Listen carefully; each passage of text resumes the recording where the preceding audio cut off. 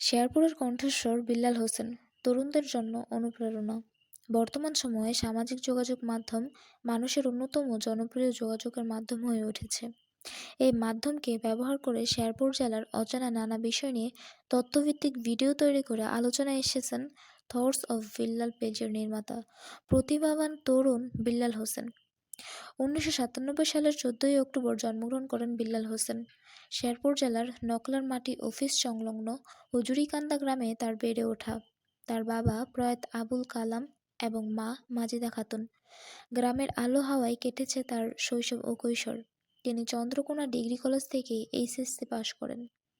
পরে জাতীয় বিশ্ববিদ্যালয়ের অধীনে ২০১৫ সাল থেকে ১৬ সাল শিক্ষাবর্ষে গণিতে স্নাতক শ্রেণীতে ভর্তি হন।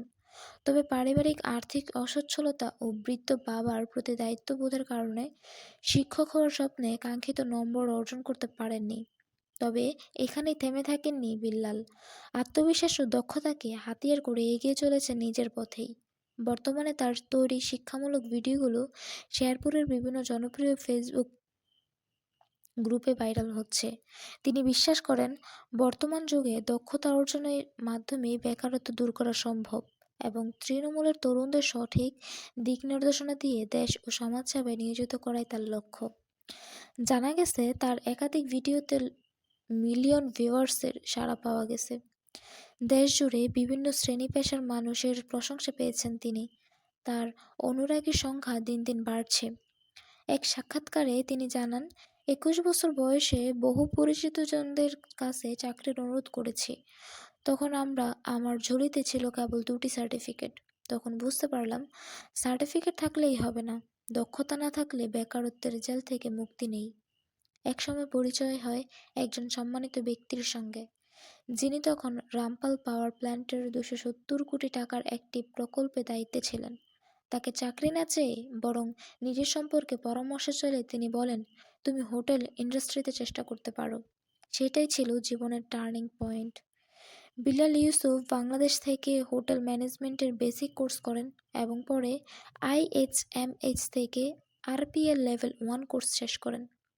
ইন্টার করেন দেশের বৃহত্তম ৫ তারকা hotel Royal Tulip Sea Pearl এ।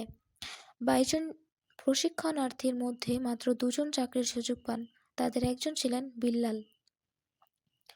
তার কথা, সাহস আর ইচ্ছাশক্তি থাকলে কোনো বাধাই এগিয়ে যেতে আটকাতে পারে না। আমি নিজেকে একজন সৎ ও পরিচ্ছন্ন সমাজকর্মী হিসেবে গড়ে তুলতে চাই। সমাজ থেকে বিশৃঙ্খলা দূর করা, মূল্যবোধ রক্ষা, বেকারত্ব দূর করা, এই লক্ষ্যেই কাজ করে যাচ্ছি। তিনি আরও জানান, তরুণদের মানসিক স্বাস্থ্য, শিক্ষা ও ক্যারিয়ার নিয়ে কাজ করছেন এবং নিজের চিন্তা ও পরিকল্পনা নিয়মিত প্রকাশ করেছেন থটস অফ বিল্লাল ফেসবুকে পেজে। তিনি চান নিজের জন্মভূমি নকলাসহ পুরো শেরপুর জেলার পরিচিতি সারা দেশে ছড়িয়ে দিতে। এ কাজে তিনি স্থানীয় গণ্যমান্য ব্যক্তিদের সহযোগিতা ও পরামর্শ কামনা করেন। সম্প্রতি তিনি হার্ট ব্রেকিং রোর নামক একটি বই লিখেছেন, যা ইতিমধ্যেই পাঠক মহলে প্রশংসিত হয়েছে।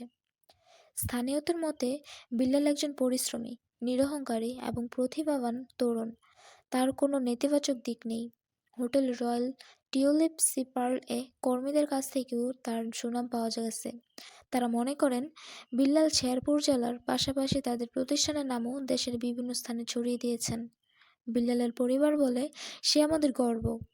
পরিবারের অর্থনৈতিক সংকটের সময় নিজের স্বপ্ন বিসর্জন দিয়ে পাশে থেকেছে। আজ সে যা অর্জন করেছে, সবই তার আত্মবিশ্বাস আর পরিশ্রমের ফল।